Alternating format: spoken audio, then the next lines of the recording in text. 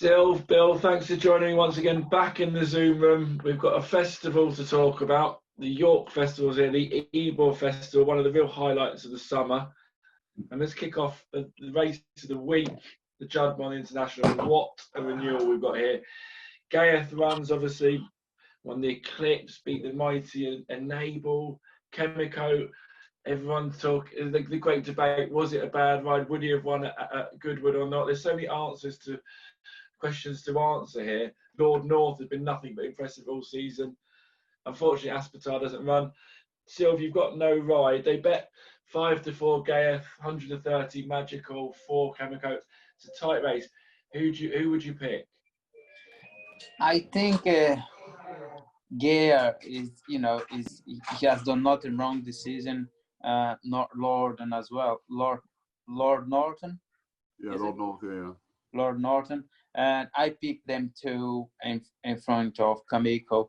And Kamiko didn't stay in the derby and looked like he wasn't looking good, but if he had gone out, if he had won, we don't know. It's a question mark out there. But, I think it's a small field, but it's a tight little race. And probably Gea go to the front, he steady him up the pace, and, and I could see the dangers there is the horse number 3, Yeah, Lord North. Trappy, Bill, he'll go straight to the front of Gaeth. Will he stay there? Yeah, probably. I think Silv may have left the winner out. I think the winner could be Magical. Not Rosa Kildare, no. Yeah. I think Magical. Do you know what? It's a really good race. York. But the International at York is known as the graveyard of champions. There's great horses being beaten in this race. Silv was guilty of it. So Silv beat you run on Arabian Queen. You beat. I was going to say, yeah. Golden Horn, yeah. And so there are horses that get turned over. The great Brigadier Gerard lost his only race here in this race. So Gaeth brings the best form to the race. Straightforward from the front, like he did in the Coronation Cup and won, like he did last time in the Coral Eclipse.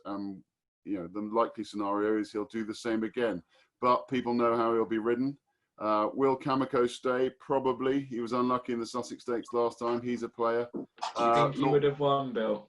No, I don't think he would have won. I think he may have, but who knows? He could have won. And Lord North, he won the Cambridgeshire off a mark in the high 90s, and then ended up winning a Group 1 last time in the Prince of Wales. All set the bar high, but I just like Magical. Interestingly, she's the only one of these 4 that has been to York before, of the leading protagonists. None of them have been to York. There's no reason to say they won't handle York, but I do like horses that have been to York before. She was there last year. She chased home Enable. She's won 4 of her 5 last races, all at Group 1 level, and she sets the bar quite high. She's won 2 small races back at home in Ireland. But we know she travels. We know this is her right trip. And I just think around 4-1, I thought she was the value. Well, Silv's put up Gaeth. You've put up Magical. I fancy Lord North. So I advise everyone to get on the Star Sports website now, have a reverse forecast with Rose of Kildare and Chemico. That should kick everyone off to a nice start in the week. But let's get back to the start of the day. The 145 still. You team up with David O'Meara. You ride Musica, who's a 25-1 chance. He's had 8 runs this season, so the owners are certainly getting their tickets to get in a world where no one can seem to get in. All 8 runs over 6 furlongs, back to 5.5, slightly up against it, I'd say. Yeah, absolutely. The good thing, he's been busy. He'll be fit. He'll be 110% fit this season, and carry low weight on his back. Dave O'Meara like them big handicappers, so he could turn up there in a good day. But it's a trap race. The good thing, you got a good draw. You could choose the speed, where to go, and and now I think he I think he's in a 20-1 short. He's in with the right price, So, but I think he's gonna run a good race. So let's hope so, Bill, Jawal, all the rage. One at Ascot, one at Donny. Yeah. Worthy favourite.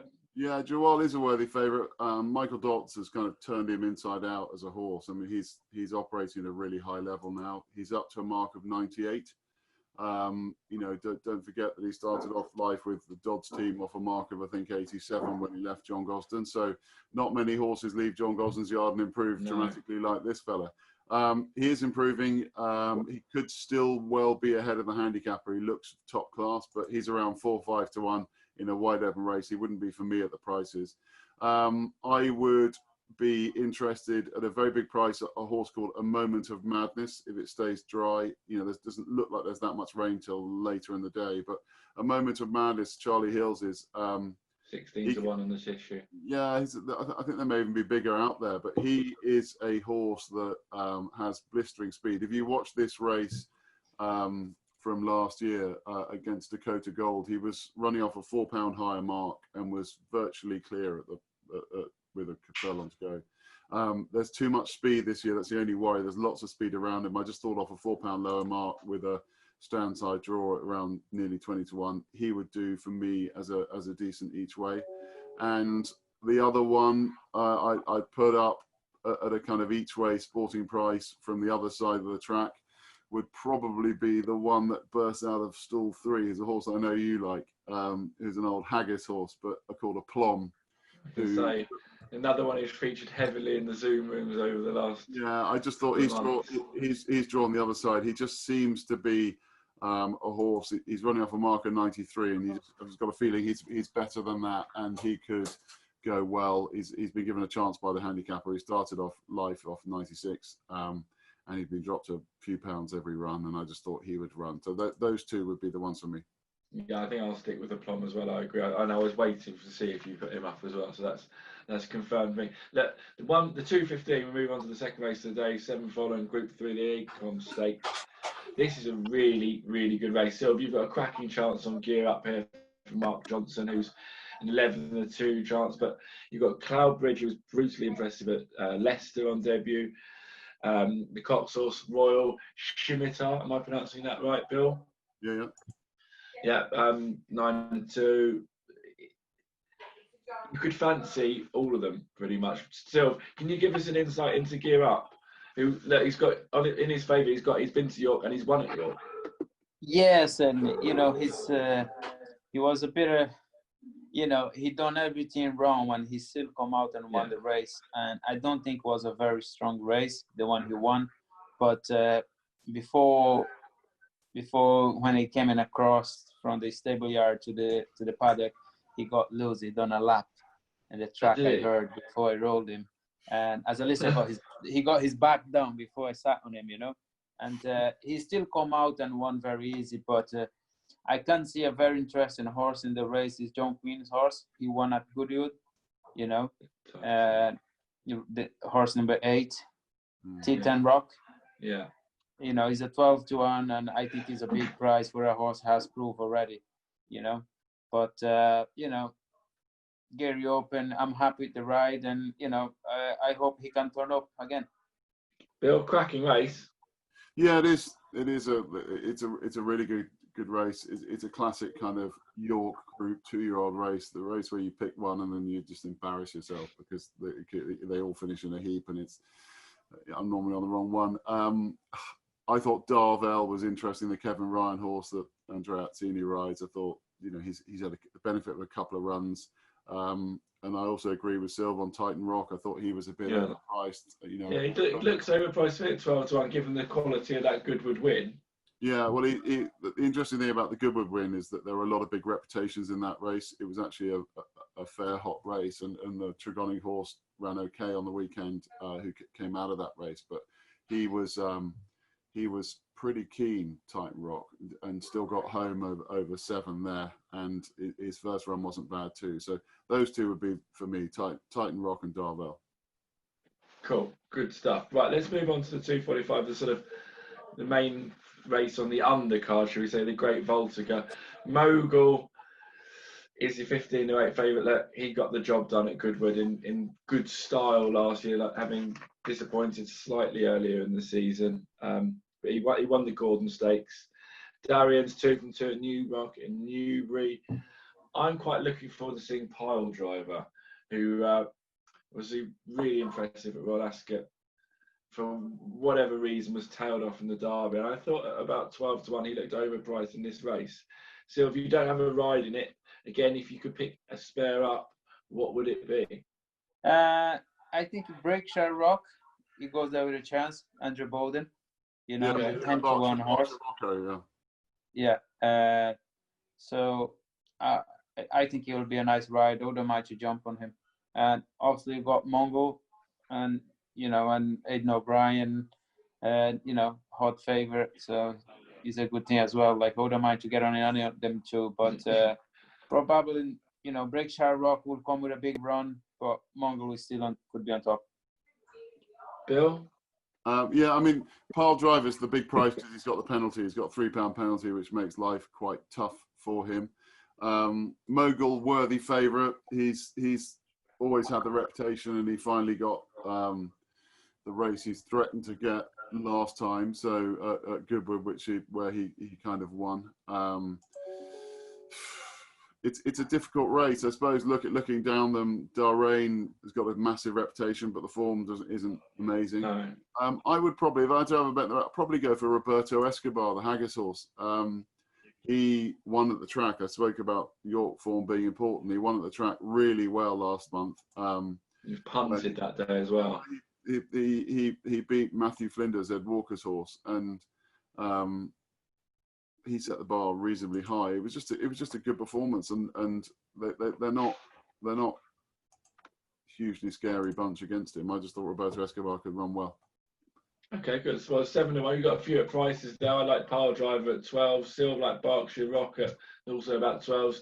You're on Roberto Escobar as a 7-1 chance. It looks like between us we'd be taking Mogul on at the prices. The 3:45, the handicap 2 miles half a furlong. You team up with one of my favourites still, Rochester House. I still haven't quite got over him not hanging on at Goodwood. He does nothing but fight though, does he? He's a lovely horse. He must be a nice horse to ride. Yeah, he is. Yeah, and you know, in Goodwood he never relaxed for me, and I could never give him a breathing for the first half of the race. But he done nothing wrong. Probably if the winner had come with me, chasing me, I think he will give a better fight. But you know, I think he's in the right race. Probably the draw doesn't help, but he's a big price there, 10 to 1, and I'm happy with the ride. I wouldn't swap him for any other one. No, that like you said, that ride at Goodwood, I thought he was beat 2 out. I thought he was beat a furlong and a half out. I thought he was beat a furlong out, half furlong. I thought he was beat, and then I had that hope for the last 50 yards. I was like, oh my god, he's going to hang on. And he finally just got headed, didn't he? But I love his attitude, and I'm looking forward to watching him run tomorrow afternoon. Bill, your sort of race 6 to 1 the field. Must be some value in here, mate. Yeah, I mean it is. I mean Rafe Beckett's probably got the key to the race. He's got Make My Day down the bottom. Yeah. You know, an ex-Gosden horse that looks dangerously well handicapped. You know, 1 over 1.6 miles, steps up in trip, £6 higher than last time. But wow, he's off a mark of 90. He could easily be a 100+ horse. So I can see why he's favourite, and he'll take plenty of beating if he stays. The other Rafe Beckett horse, Here and Now, I think won this race a couple of years ago by about 5 or 6 lengths, and he's only a few pounds higher than that. So it's wide open, but those two look the obvious two to me. But again, hard race. I think I might have a combination tricast of 3 horses that have been mentioned in every Zoom we've ever done, I think, which would be Rochester House, Summer Moon, and Indianapolis. Mm-hmm. Featured heavily over the time, and always run races for the 3 of them. But Make My Day, like you said, is the key to the race, and is well backed early on the tissue. Let's move on to the 4:20. Fillies handicap 5 furlongs. Sampa 7 for you, Silv. And like we keep saying, or Bill keeps saying, York form is key. Won at York last time, prominent runner, big chance.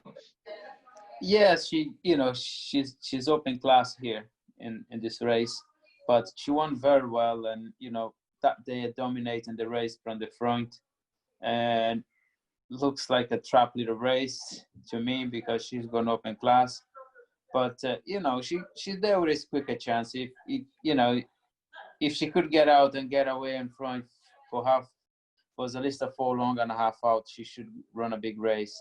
But I think it's a horse interest that for me, for Kevin Ryan, number 7, you know, and I think that got a good chance as well. Bill? All the money for Dancing in the Street is those are the two. Fun enough, I think it concerns Dancing in the Street and Keep Busy. The two of them dropping back to 5. You know, they both ran in or chased Silverhome behind Art Power, and that form is head and shoulders above what's on offer here. If I had to narrow you down to one. You what? Sorry. If I had to narrow you down to one of the two. If you have to narrow me down to one of them, I'd probably side just at the prices with Dancing in the Street. I just think the weight to frame to such a, you know, it gets a stone off Keep Busy. I think Dancing in the Street's been given a massive chance here. Do that. Right, the lucky last, the 450 nursery handicap. You team up with Richard Hannon, who's been in good form. Silver, you ride Pure Dreamer, who the 2 runs, the 2-year-old ran okay at Newbury, but it really came on for the run and ran with great credit at Sandown, coming third. 8-1 chance in a wide open affair. What can you tell us? What are you expecting? Yeah, he has, you know, and he ran a good race at Sandown. He's done nothing wrong, and he only carried 8-4 in his back, and a big nursery like that with a low weight is a big advantage, you know. I'm happy to ride, and I think I could be in the right horse. Good. Encouraging for an 8-1 chance. I like that. Bill, anything to follow at home? I'm going to put the kiss of death. I think Silver win. I really like Pure Dreamer. I think he's in the right race, stepping up in trip, caught the eye last time, got no weight, 8 stone 4. I think he sets the bar quite high. I mean, Perotto is a horse I like, the Marcus Trigoni horse. I think he's really good, but he's got 9-3, and Silver's nearly got a stone less. So Pure Dreamer around 8-1 would be the right call for me. Right, well, lots of handicaps, lots of close races. I will mention again, we're running the pipped off of all the ITV races. You've beaten a neck or less, you get your money back up to 100 quid. It's been kicking in a lot over the last couple of weeks, as I keep getting told by the traders. So take advantage of that. Silv, get off to a flyer on the Wednesday. We really appreciate your time. And Bill, thank you as always. No worries. Thank you.